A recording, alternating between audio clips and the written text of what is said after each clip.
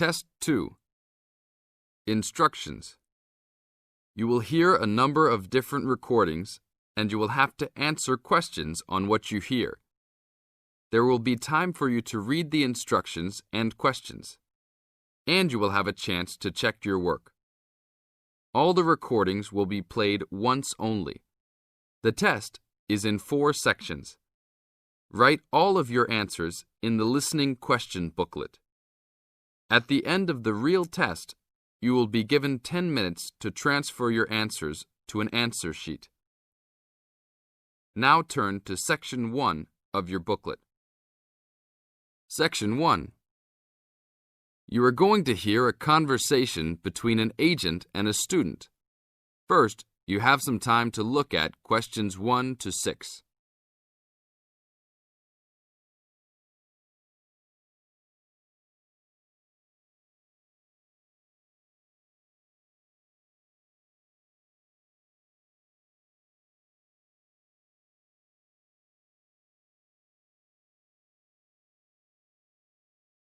Now listen to the tape and answer the questions.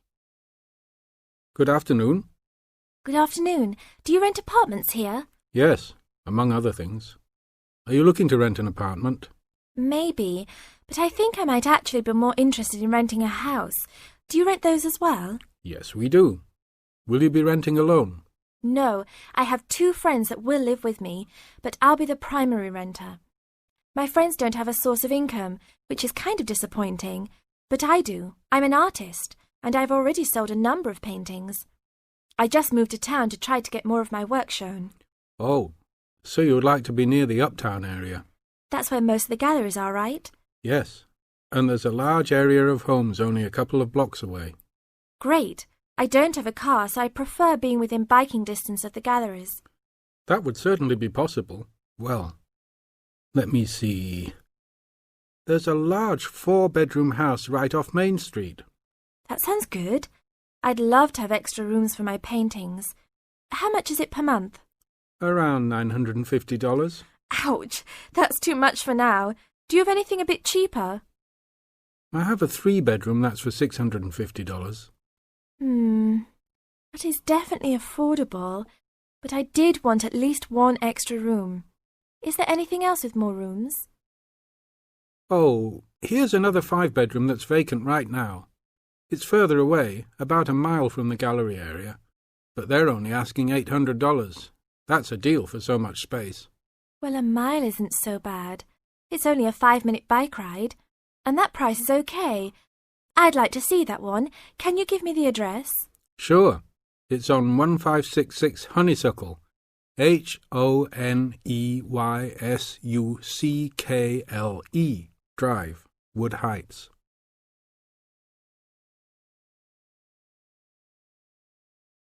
Now look at questions 7 to 10.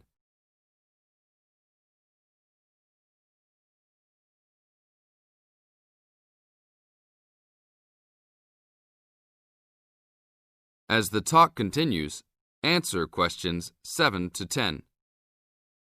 Such a lyrical street name. I like it. Is it furnished? Partially. It has a couch and chairs, a dining table, refrigerator and stove, a wardrobe, a couple of dressers and such, but no beds. Does it have a washer and dryer? It doesn't say here. But why don't you go and take a look? Here's a key. Just bring it back today before 5. We'll do that. An hour or 2 later. Hi, you're back. How did you like it? A lot. But I know why it's listed so low. A couple of windows are broken and they definitely need to be fixed. I'm surprised no one has broken into the house and taken anything. That should be fixed right away. No problem. I'll get a work crew out there today. That should be fixed even if you don't rent it yourselves. Did they have a washer and dryer? No, but I can wash clothes by hand until I find good used ones. There was another thing, though. The tiles in the kitchen floor were broken and lying all over the place. You'd need to put in a new kitchen floor as well. OK, I'll talk about that with the landlord. If you can do those 2 things, then I'll take it as soon as you're ready. This is the end of Section 1. You now have half a minute to check your answers.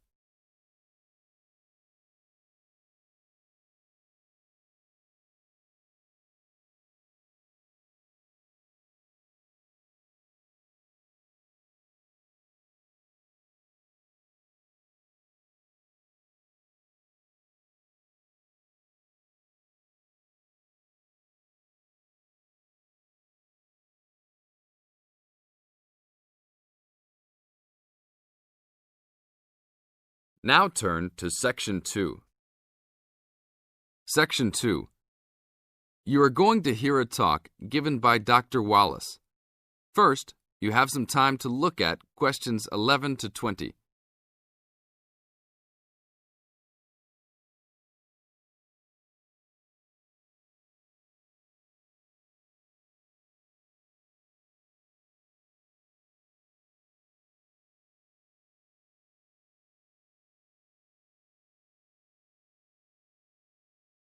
Now listen to the tape and answer the questions. Good afternoon. I'm glad you all found your way here. Now I'd like Dr. Wallace to introduce us to the Arboretum. Good afternoon.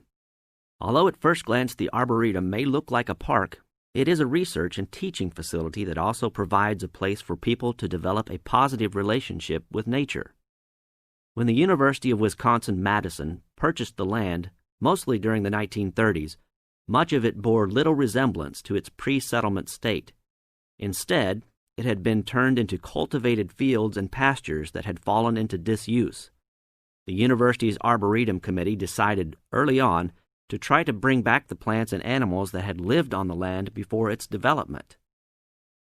Though they may not have anticipated it at the time, the committee's foresight resulted in the Arboretum's ongoing status as a pioneer in the restoration and management of ecological communities. In focusing on the re-establishment of historic landscapes, particularly those that predated large-scale human settlement, they introduced a whole new concept in ecology, ecological restoration, the process of returning an ecosystem or piece of landscape to a previous, usually more natural condition. Madison was a fast-growing city in the 1920s. Fortunately, some leading citizens recognized the need to preserve open space for Madison's residents. Most of the Arboretum's current holdings came from purchases these civic leaders made during the Great Depression. In addition to inexpensive land, the Depression brought a ready supply of hands to work it.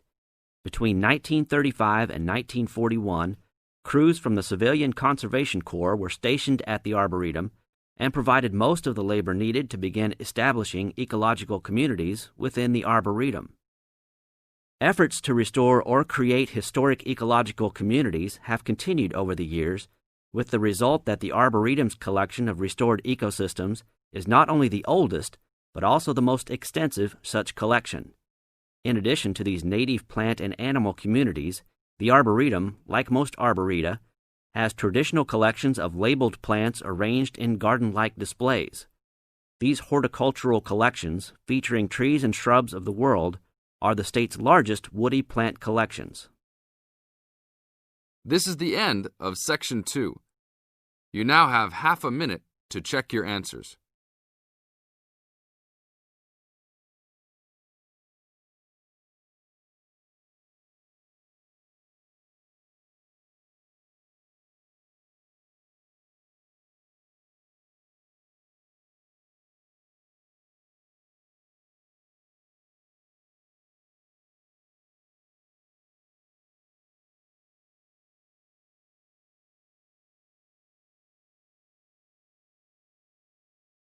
Now turn to Section 3. Section 3. You are going to hear a conversation on rivers. First, you have some time to look at questions 21 to 25.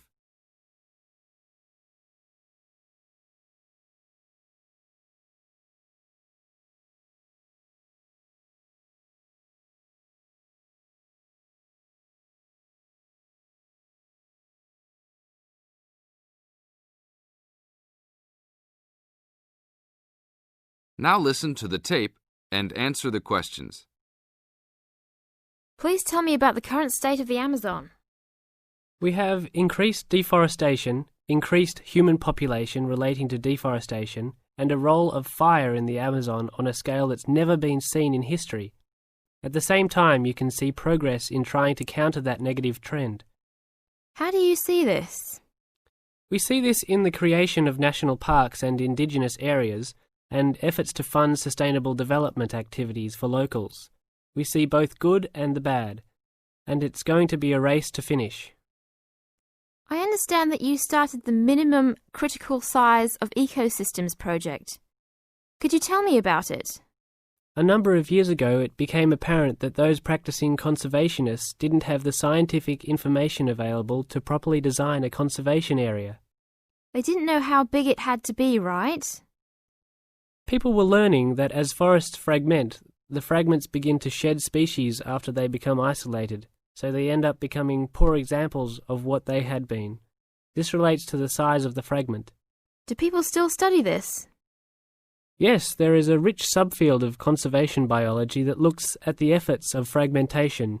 One of the consequences is a general policy response to set up protected areas that are fairly large, something on the order of 1,000 square kilometres.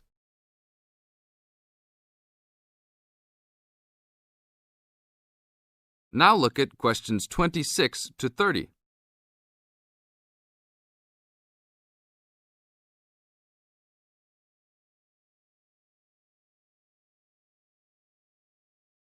As the talk continues, answer questions 26 to 30. Can you talk a little bit more about the forest fragmentation? As habitats are destroyed, they are accompanied by habitat fragmentation. So when 50% of a forest is lost, the remaining 50% being is not one large block, but smaller pieces, which makes the conservation problem even worse than saying that 50% has been lost. And this affects not just forest, but species diversity, correct?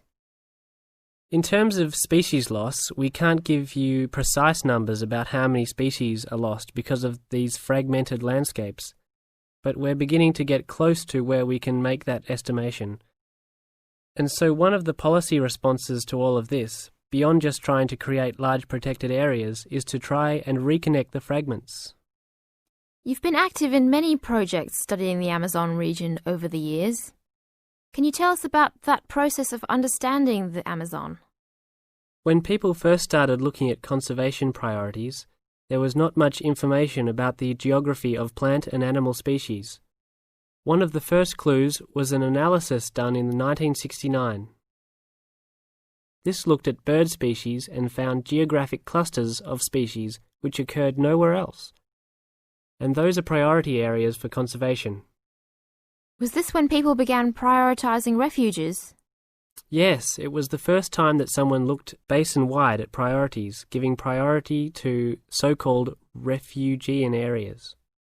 Was this when the new trend to use geographic information systems, or a GIS, started? That was in 1990 after we worked out a whole set of biological and conservational priorities and produced a big map using GIS. What are some of the things that GIS does? Well, there are several advantages of using a geographic information system. First, you can continually update the system so that it's now a constantly changing picture. You can actually watch changes. Then you can include large amounts of data, including information about the vectors of development. Roads, railroads, pipelines, hydroelectric projects, etc. And finally, because it is accessible on the internet, it makes this information available to anyone who's interested. This is the end of Section 3. You now have half a minute to check your answers.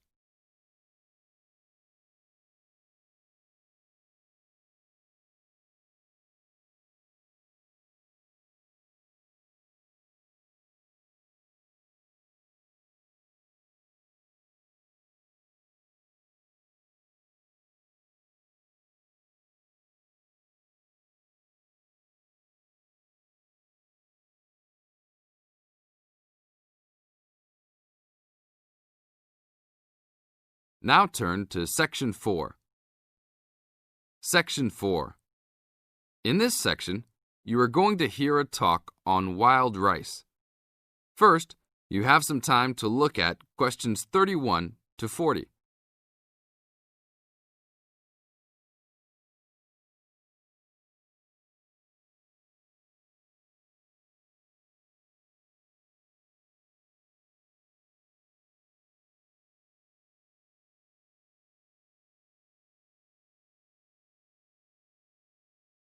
Now listen to the tape and answer the questions.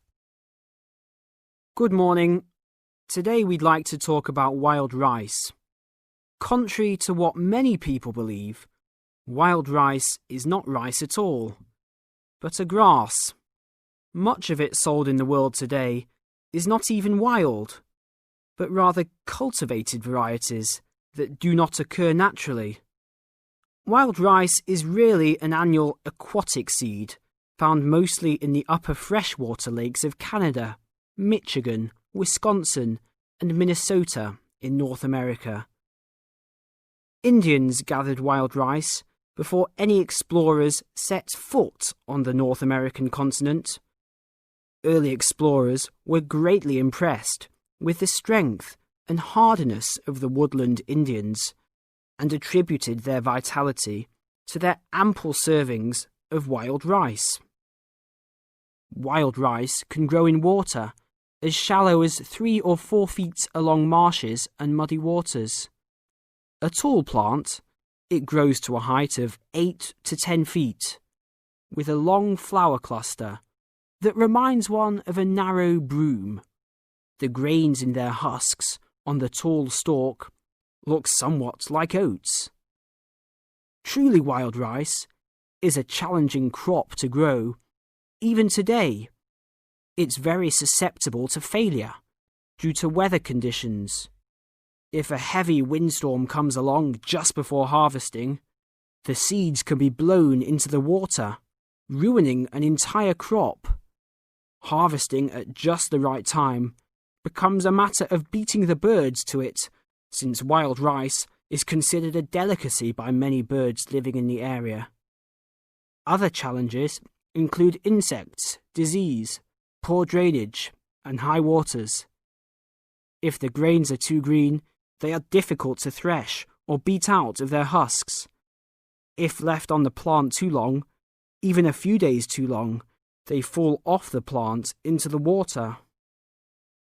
Airboats have brought about recent improvements in commercial harvesting of the wild rice, while newer techniques for parching, winnowing, and hulling have been a help in saving time and labour. Still, it takes about 3 pounds of grass seed to yield 1 pound of wild rice. Buyers should be aware of 2 types of wild rice, gathered and commercial.